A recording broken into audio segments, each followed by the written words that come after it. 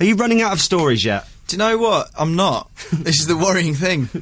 Really? Yeah. Still plenty left, yeah? I think so. Okay, so today it's quite a momentous day in your life, I understand. Yeah. Okay. So, sit back, relax, maybe you're driving at the moment, turn up the radio, and have a moment to yourself. On 24 years at the Tap End on Radio 1. Ready? Ready? Yeah. I'm going to go to my 18th year at the Tap End. Amazing. Right. Go. We're ready.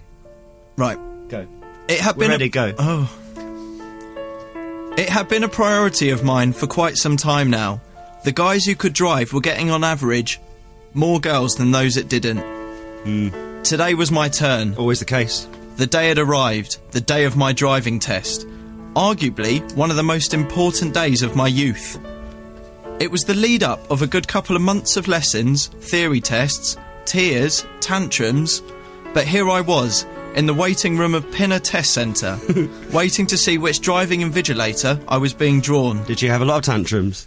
No, not really. I suppose I was quite a good student, really. Picked it up quite quickly. Right. Well, you just said there were tears and tantrums, so I just thought I'd ask. It's just for drama, really. Okay, good, so there weren't any. Drama and alliteration. Yeah. I had a tantrum, you know why. In your driving test? Yeah. Why? Because It was to do with the cat, wasn't it? Because of the cat, I've told this so many Oh, yeah. times. During the 3-point turn, went under the car and Awkward. wouldn't move on point 2 of the 3 points. Anyway, continue. I'd been with my driving instructor since the beginning. That's weird, actually. Isn't Oh, it? really? Yeah, I've written that, That must have wrong. been awkward. Yeah, I've written that wrong, sorry. It's not how it sounds. Want another lesson? Continue. To the point where we had become quite good friends. What's their name? His name was Dave, and couldn't have been a better driving instructor. He had helped most of my cousins pass their tests, and I was hoping to be the next in line. Lessons had gone largely well, but the one the evening before my test had been a disaster. Oh, no. It was autumn, and nuts were everywhere.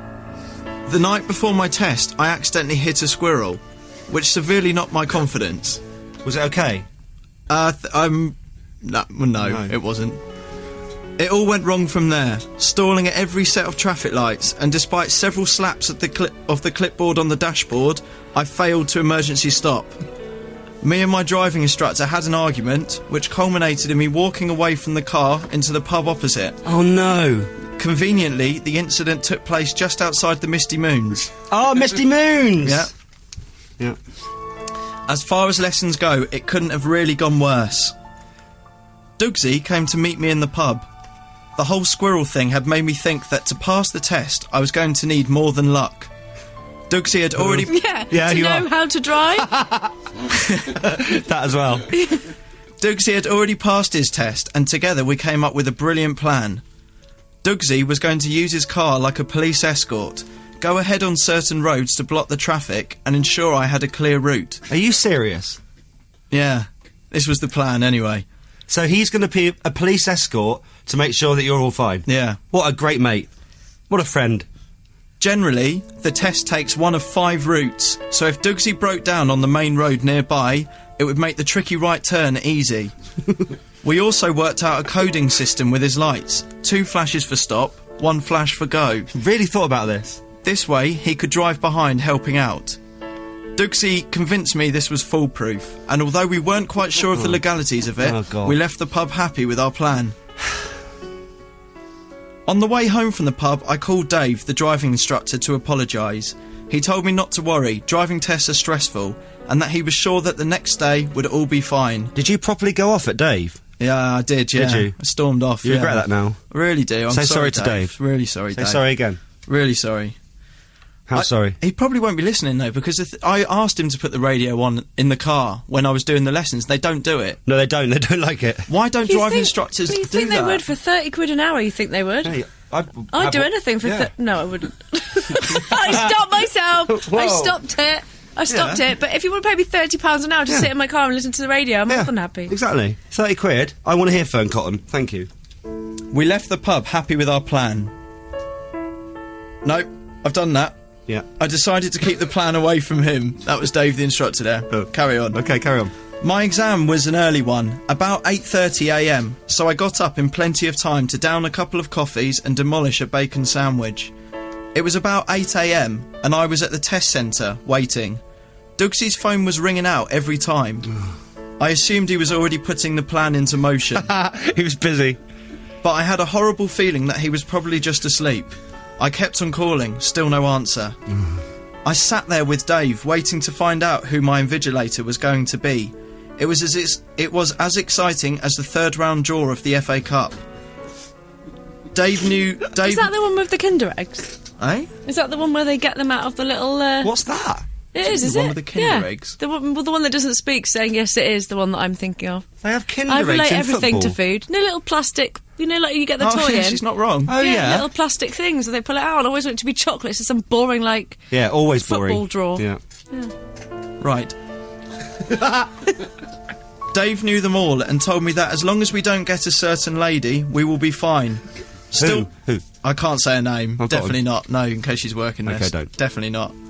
I don't know if they can take away my licence or anything, but I'm not going to risk it. Still no call came from Dougsy. I was beginning to get proper nervous. And then out they came. Please not the woman, please not the woman, I was thinking. Apparently there's only one woman that works at that test centre. That's torn, hasn't it? This was a few years back then. Christopher Stark, she said, a stern female voice. Oh.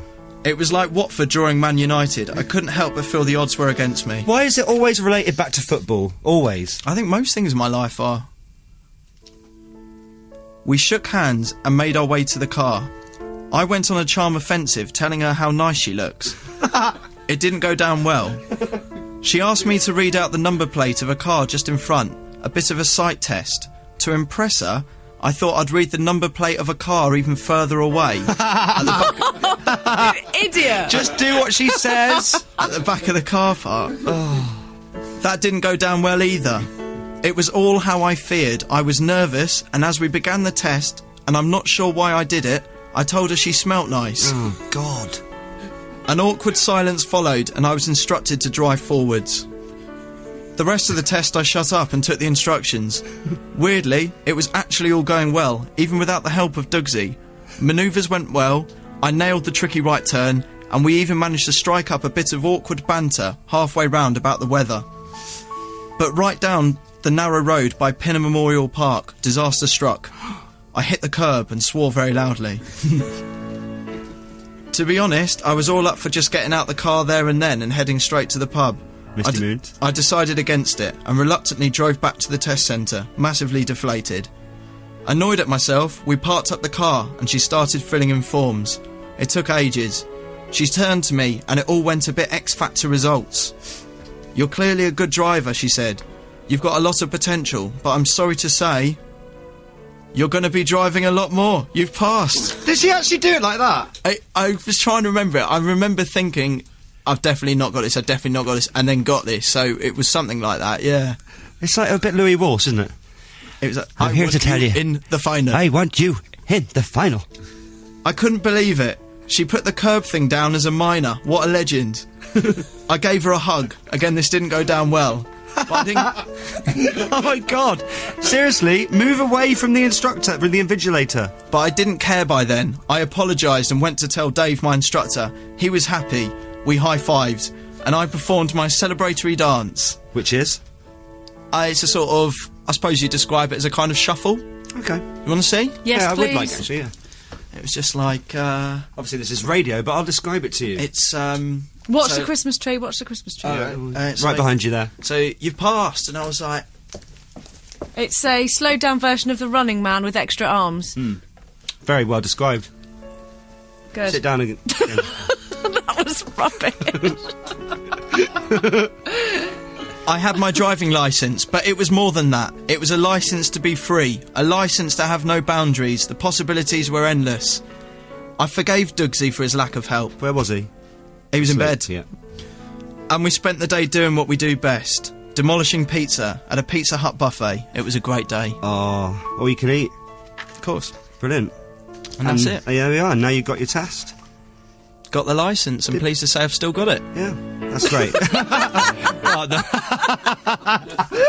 At the moment, remember, there's only one woman that works at that driving centre.